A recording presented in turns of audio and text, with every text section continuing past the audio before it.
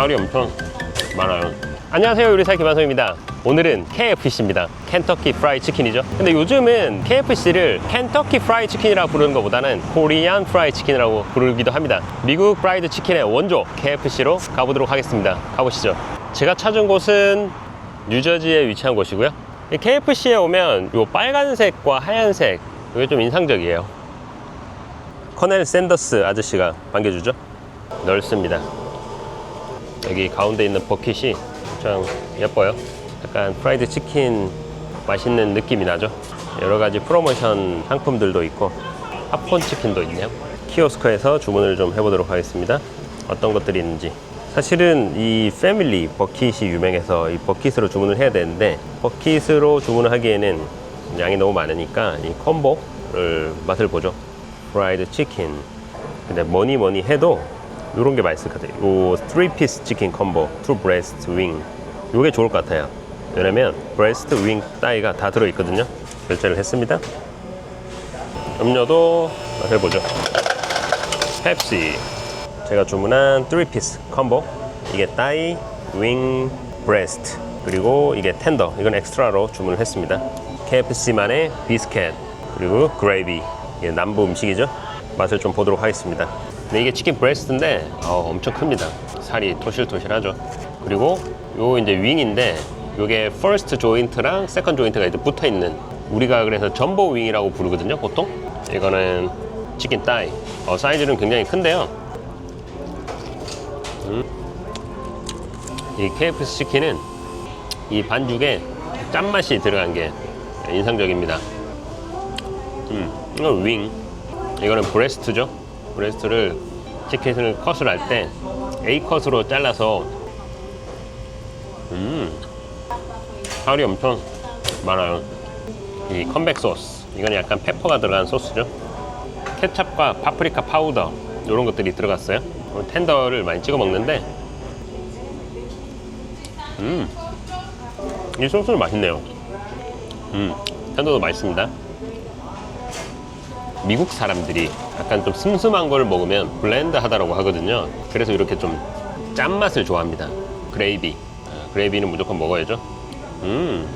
이 남부에 가면 이 그레이비를 빼놓을 수 없습니다. 거의 밥 같은 존재죠. 비스킷과 이 그레이비는 남부 음식에서 절대 빼놓을 수 없는 이 두 가지 아이템입니다. 이 두 가지는 밥과 국이에요. 어느 게 밥과 국? 밥, 국, 국밥. 비스킷도 좀 맛을 볼게요. 맛있어요. 옛날 그 맛 그대로예요. KFC는 많은 분들이 아시는 것처럼 커넬 샌더스 분에 의해서 만들어졌습니다. 1890년도에 태어난 커넬 샌더스는 유년기가 그렇게 행복하지는 못했었어요. 초등학교 7학년을 마치고 자퇴를 해서 생업전선에 뛰어들었었습니다. 그때부터 닥치는 대로 일을 막 했었는데요. 그러다가 군대에 나이를 속여서 지원을 해서 가기도 했었습니다. 근데 군대에 갔다가 이제 나이가 들통나서 다시 쫓겨나기도 했었죠. 그럴 정도로 어릴 때부터 생업전선에 뛰어들어서 열심히 일을 했었습니다. 20살 때부터 40살 때까지 정말 다양한 여러 가지 일을 했었는데 뭐 하나 제대로 되는 일은 없었어요. 그러던 차에 1930년도에 켄터키주 코빈이라는 도시에서 조그만한 주유소를 운영을 하게 됩니다. 이 주유소 주변에 국도가 하나 있었는데 이 국도에 차들이 좀 많이 다녔었거든요. 커넬 샌더스 씨는 주유소에서 기름도 넣고 음식도 팔고 조그만하게 이런 모텔도 같이 했었습니다. 커넬 샌더스는 음식에 취미가 있었어요. 그래서 주유소를 했었지만 이 주유소에 오는 손님들한테 맛있는 음식을 좀 하기를 원했었거든요. 그래서 본인이 기획을 했던 이 프라이드 치킨 음식을 만들었습니다. 그게 바로 켄터키 프라이드 치킨의 시초입니다. 근데 생각보다 이 주유소가 잘 됐었어요. 그래서 이 동네에 소문이 나기 시작한 거죠. 이 켄터키가 사실은 그렇게 좀 바쁜 동네는 아니거든요. 약간 시골이긴 하죠. 켄터키 비하발은. 그래서 이 켄터키 주지사한테까지도 소문이 나게 된 거예요.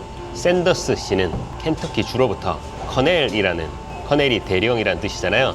그래서 커넬이라는 칭호를 수여받게 됩니다. 그래서 커넬 샌더스가 된 거예요. 이 켄터키 주만의 특별한 이런 호칭이었던 거죠. 점점 더 치킨을 팔고 이렇게 하다가 그 당시만 하더라도 치킨을 튀길 수 있는 방법이 그렇게 많지는 않았어요. 근데 지금 생각하면 무슨 소리냐. 그러니까 프라이드 치킨 기계에다가 담갔다가 빼면 되는 거 아니냐 이렇게 생각할 수 있지만 1930년도만 하더라도 주물팬에다가 불을 떼어서 치킨을 튀기고 했었습니다. 완전 다르죠. 근데 이 치킨을 튀기려고 하면 생각보다 시간도 오래 걸리고 좀 눅눅하고 이랬어요. 그냥 손님이 너무 많이 오니까 이 줄을 조금 빨리 당기고 싶었었어요. 그래서 이 커넬 샌더스는 그 당시에 나왔던 압력솥에 치킨을 튀기게 됩니다. 정말 기발한 아이디어죠. 이 압력솥에 치킨을 튀겨보니까 너무 맛있는 거예요. 시간도 절반으로 줄고 맛도 2배가 되고 압력 튀김기는 KFC만의 키 아이템이 됩니다. 그리고 나서 이듬해인 1940년도에 11가지의 재료가 들어간 KFC만의 파우더를 만들게 됩니다. 지금까지도 이 파우더를 사용하고 있는데요. 11가지의 재료가 뭐가 들어갔는지는 아직도 밝혀지지는 않았습니다. 뭐 대략 생각하는 걸로는 뭐 우리가 추정해 볼 수는 있잖아요. 뭐 파프리카 파우더, 뭐 갈릭 파우더, 소금 등등. 근데 이 비율이 얼마만큼인지는 아직도 밝혀지지는 않았습니다. 1952년도에 첫 번째 프랜차이즈를 운영을 하게 됩니다. 1952년도부터 운영을 하던 프랜차이즈 매장이 1955년도가 돼서는 매출이 좀 급감하게 됐어요. 이 매장보다 조금 먼 길에 고속도로가 나게 된 거예요.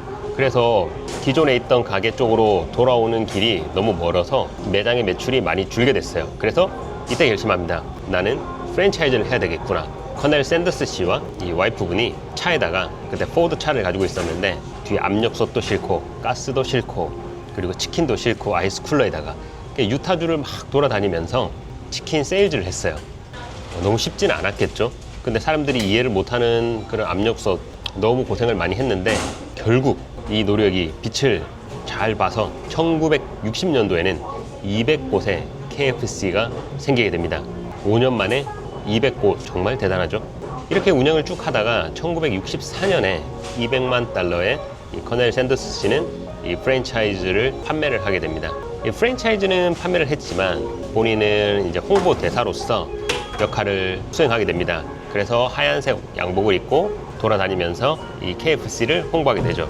그 뒤로는 쭉쭉쭉쭉 늘어나서 미국에 2만 개의 프랜차이즈 가맹점을 확보하게 되었고요. 그리고 전 세계적으로 3만 개의 프랜차이즈 지점을 확보하게 됩니다. 전 세계에서 가장 큰 프랜차이즈 매장이 된 거죠. 정말 대단하죠. 이 커넬 샌더스 씨가 40살까지는 정말 좌절 겪었지만 본인이 유타주에 차를 몰고 다니면서 세일즈를 1000번을 했다고 해요. 약간 좀 보태서 1009번을 했다고 하는데 그의 전 와이프는 그거는 거짓말이고 한 600번 정도 했을까? 뭐 이렇게 말은 해요. 하지만 이 도전은 정말 대단한 것 같습니다. 우리가 뭐 40, 48쯤 됐을 때 모든 걸 포기하게 되고 나는 왜 안 됐을까 이랬을 때 이분은 그때부터 시작을 했었거든요. 그때부터 시작을 해서 60이 넘었을 때에 매장을 200개의 매장을 확보하게 되는 그 노력 정말 멋있지 않습니까? 자, 오늘은 세상에서 제일 큰 프라이드 치킨 브랜드 켄터키 프라이드 치킨 KFC에서 맛을 보고 역사도 좀 알아봤습니다. 저는 그럼 다음 시간에 좀 더 맛있고 다양하고 흥미로운 곳으로 가보도록 하겠습니다. 감사합니다.